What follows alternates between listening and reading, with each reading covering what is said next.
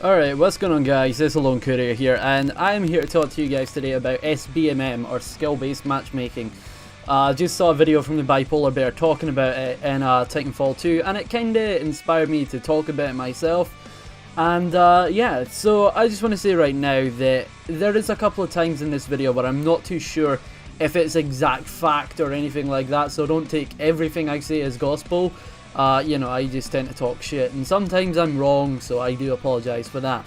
But skill-based matchmaking, you know, generally the way skill-based matchmaking works in video games, if it isn't a video game at all, is it will read your skill, you know, check your stats, your wins, like your win-loss ratio, your KD, and all that kind of shit.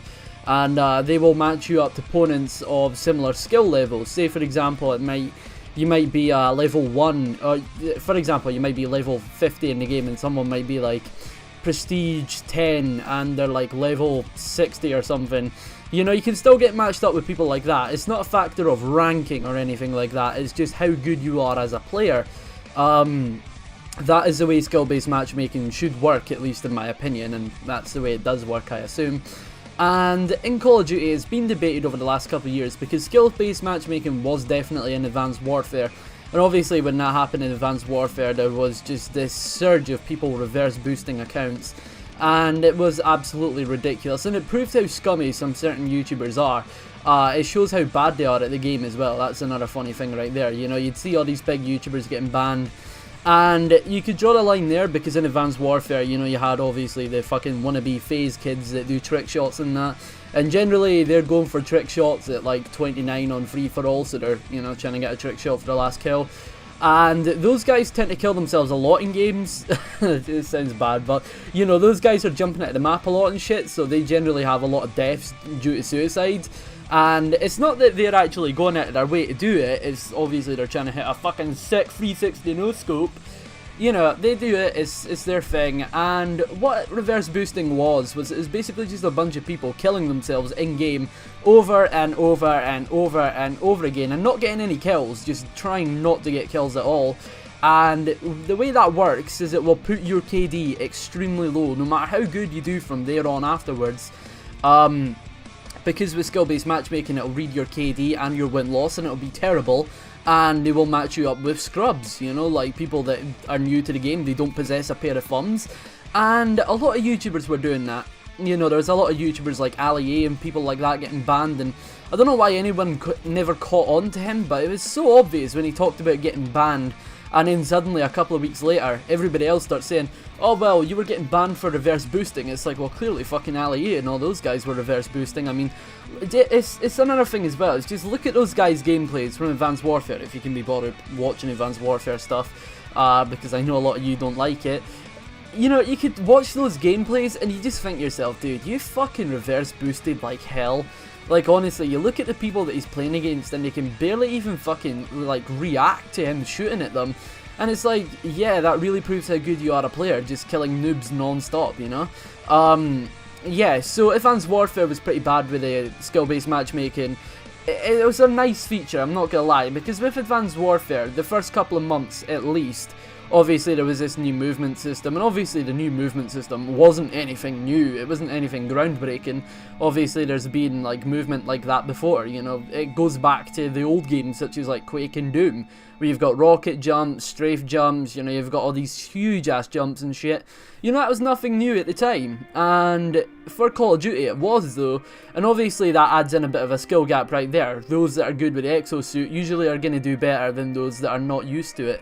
And that's one thing right there. So I could see why they introduced SBMM into Advanced Warfare. It made sense, but in execution it failed because of reverse boosting. And that's just something that I don't think Sledgehammer Games even saw coming. You know, I wouldn't have even predicted people would do that either. You know, trust the fucking Call of Duty community to come up with some scummy tactics like that to get around SBMM. Now, SBMM, I don't think it's the worst thing ever, but it is at the same time, because let's just be honest here. Every single one of us as gamers, when you're playing an online game against other people, the key that you want to do in that game is you want to fucking dominate. You want to absolutely decimate some noobs so badly that they will never get back on the game again. That's what everybody wants to do, just asserting your dominance as a player, showing them that you're a more skilled player than they are. That's what everybody wants to do. Let's not even lie here. Let's not be humble. Everybody wants to destroy people on online games. That's just the way it works. It's human fucking nature, to say the least.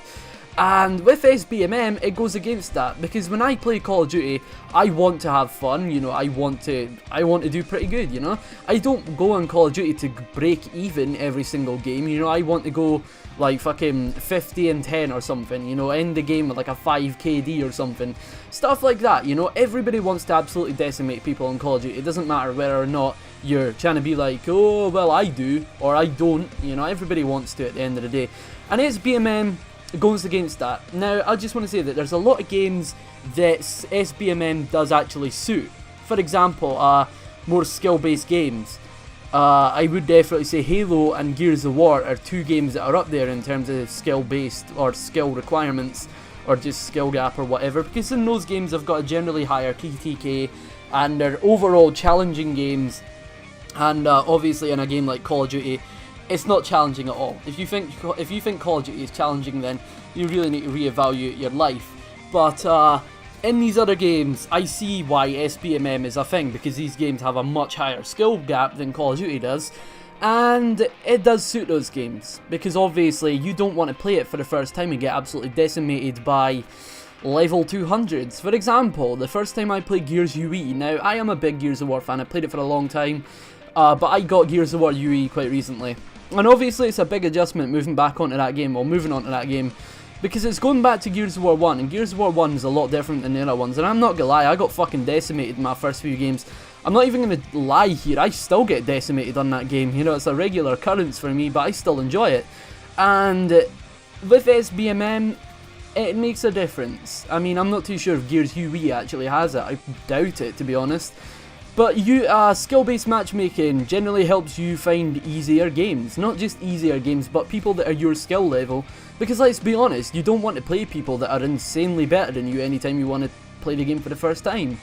And SBMM, in theory, on paper, it's a good thing. But in execution, it's not. And in certain games, it has a role being there, but in other games, it definitely does not. Call of Duty and all those other games definitely do not need skill-based matchmaking. When you've got games like Halo and Gears, they need it, they deserve it. But Halo, not Call of Duty, no, doesn't really deserve skill-based matchmaking at all. And then you've got Titanfall 2, which is going to have skill-based matchmaking, and I think that's personally a mistake. I personally think that is a mistake. Although I haven't heard much more of that on that from Titanfall 2, so I'm not too sure entirely. And of course there is like a couple of things that I never really touched on much in this video. One of them in particular is going to be skill-based matchmaking versus location-based. Now that is a really big argument right there, and it really is important when it comes down to the SBMM argument. Now personally, I don't think that SBMM is the best thing in some certain games. Say for example, a game like Call of Duty does not need SBMM. Call of Duty needs location-based matchmaking, you know, the people that are closest to you. You don't want to be matched up against people that are in like fucking Indonesia or places like that. You want to be matched up with people that are from near your location. And that is a really important thing right there, because in a game where seconds can mean life or death, you know, like Call of Duty, you know, you can get killed in a matter of milliseconds, you really do actually need location-based matchmaking, not skill-based, because skill-based, you might have someone that's your skill in Indonesia, or Germany, or America, or stuff like that, you know. It just really matters, location-based matchmaking. So in Titanfall 2, I feel like if they're going to have SBMM, they need to get the perfect blend between skill-based and location-based, and sort of combine that in two. Now, a lot of that also comes down to the player base, like how many players are going to be on, because if there's a low player count, then skill-based matchmaking isn't really going to work, because yeah, it just fractures the player base. But if there is a lot of players, I feel like location-based and skill-based might be quite an important thing. So I don't know how they're going to handle this in Titanfall 2, but they need to get that perfect mix between location and skill, because you don't want it based on skill and then getting matched up with people really far away from you, you know what I'm saying? So I really feel like that is one of the most important things when it comes down to Titanfall 2, and that's going to be location. Now, a lot of people are just instantly turned off by the thought of this game having have an SBMM, but I think it's going to be quite a good thing because Titanfall, it's not really like a game that is dominated and judged based on skill. Now, I don't want to make that seem like a bad thing right there, because Titanfall definitely does require skill. It requires a lot more skill than like Call of Duty or anything like that does. So skill based can be important, but location always has to be the most important factor in matchmaking. Like, I don't care if someone is immensely better or worse than me, I just want it based on location. But you know, it's one of those things, and I feel like a lot of people are already turning this game down because it's got SBMM in it and you know, stuff like that, and I feel like it's worth giving this game a chance because Titanfall 2, overall the first Titanfall game was pretty good, and everybody talks shit about the bots and stuff like that, but you know, the bots weren't exactly the worst thing added into the game ever. But when it comes down to it, the bots have a place, and SBMM can have a place as well, as long as it's done properly and it's made correctly, you know what I'm saying? So that needs to be up the top of Respawn Entertainment's like needs to do list, you know, for this game. So yeah, hope you guys have enjoyed the video. If you've got any opinions on skill-based matchmaking or anything like that, be sure to leave them in the comments. I'd love to hear from you guys. And yeah, see you guys in the next one. Peace.